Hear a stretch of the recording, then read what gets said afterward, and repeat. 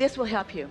That feeling that you're reaching for, what so many people are reaching for or believing, is that in the meditation that they will have this great awakening and this great awareness, and the light will shine and the dawn will break and the cymbals will crash and bang, and that's when the moment of enlightenment will happen. No, that's an impulse that often doesn't have too much importance to it, except that you know it's an impulse that you received that wasn't your own, so you know it's guidance.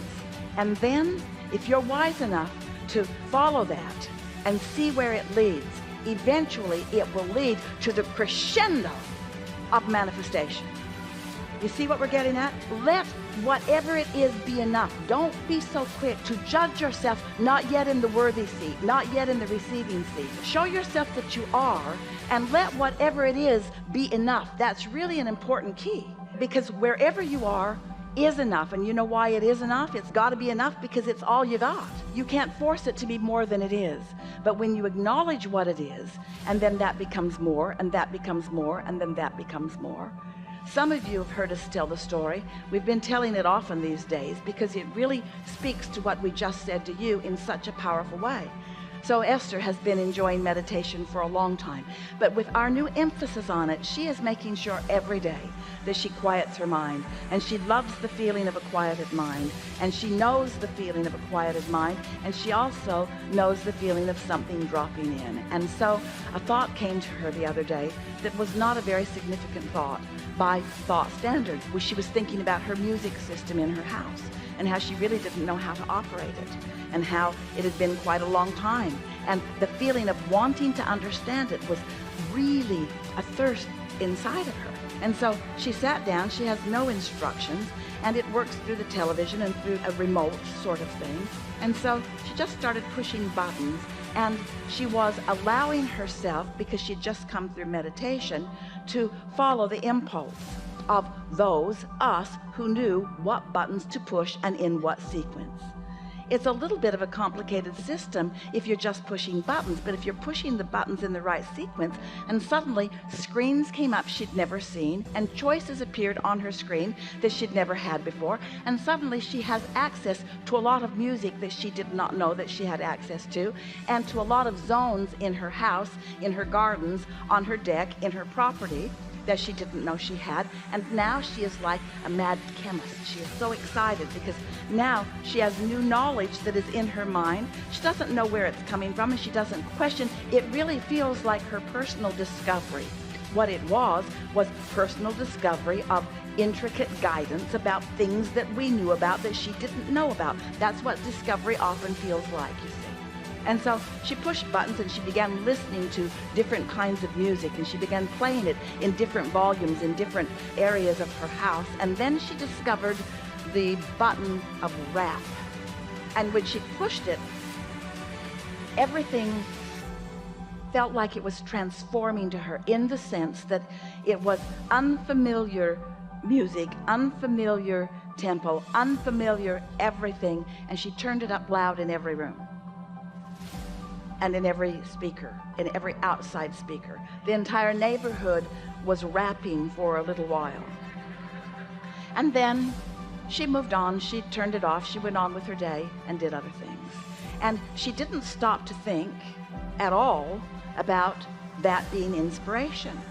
It just felt like a good idea that led to something really fun. That's what it felt like to her. So the next morning she awakened, she meditated, and when she came out of meditation, the thought that dropped into her head was how much fun it would be to move the furniture around in her house. And there's a lot of it. There are two houses side by side. A thirst to do it, a sort of ravenous feeling about it. She wasn't thinking so much that she was receiving. It just felt like the best idea she'd had in a really long time. It felt like such a good idea. Didn't feel like stopping world starvation. It didn't feel like world peace. It felt like moving the furniture around, and how fun that might be. And so she knew she couldn't move it around herself. So she got online and found someone who could, called them.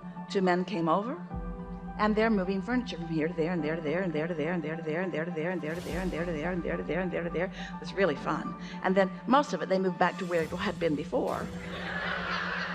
because it really was in the right place, most of it. But oh, it was so much fun seeing it in all those different places and experiencing the fun of these very strong people who seemed delighted to just move it anywhere that she thought she might like it to be moved. She felt like she was sort of orchestrator of the universe. Over there, please. It was great fun. And so she moved the furniture from place to place. And then one of the young men said to her, "It's so beautiful here." And Esther said, "It is. We live in the most beautiful place." And he said, "I know." And he said, "But I'm leaving." And Esther said, "Where are you going?" And he said, "I'm going back to Alabama. I'm going there." And Esther said, "Why would you do that?" And he said, "Because I'm a rapper. And I have things that are happening there, and I haven't been able to get anything going here." And Esther said, "Hold on just a minute."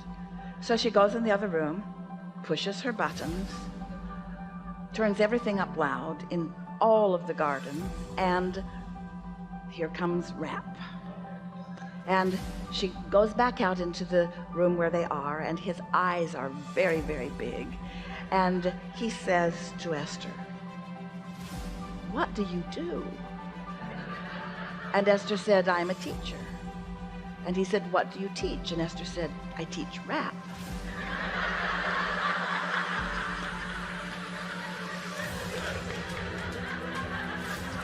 Which is more true than any of you realize. And then Esther was able to help him answer questions. She gave him some recordings. She gave him some books. Her inner being knew where he was. His inner being knew where he was. His inner being knew where Esther was. Her inner being knew. In other words, this one that you want to talk about, this collective place where all things are known, knew what the best unfolding would be for two people to receive something right now that they both were ravenous to receive. Esther, an opportunity to assist someone, to help them know something more than they've known it before. This young man, understanding things, understanding the next logical step for him, being able to understand that just going to another place, Esther said, "You know, you will take yourself with you. The place doesn't make the difference. It's how you feel that makes the difference. Standing where you are and then going is an entirely different thing than going because of how you feel and taking yourself with you." And so what we're getting at here with you, and we know that you are hearing it, we know that you are understanding that our primary point is that when you sit to meditate and you know that you are, and you trust the information, trust the information that, trust the information that, trust the information that, trust the information that, trust the information that, trust the information that comes. And the reason you're able to trust it is because you're not asking it to be the answer to all things at once. You're not asking it to be the answer to everything that you're wanting to know. You're not even asking it to be the answer to the most important questions that you're holding in your heart. You're allowing it to be the answer that you're ready to hear. And you're trusting that your inner being knows the answers that you're most ready to hear. And you're trusting that not only does your inner being know the answers that you're most ready to hear, but your inner being is never judging you that you're not ready to hear other answers. That your inner being knows that there are specific, deliberate paths that are contoured just for you because of the combination of desires and beliefs that you uniquely hold, you see. That's why no one can write a book that leads everyone. That's why there's not one process that works the same way for everyone.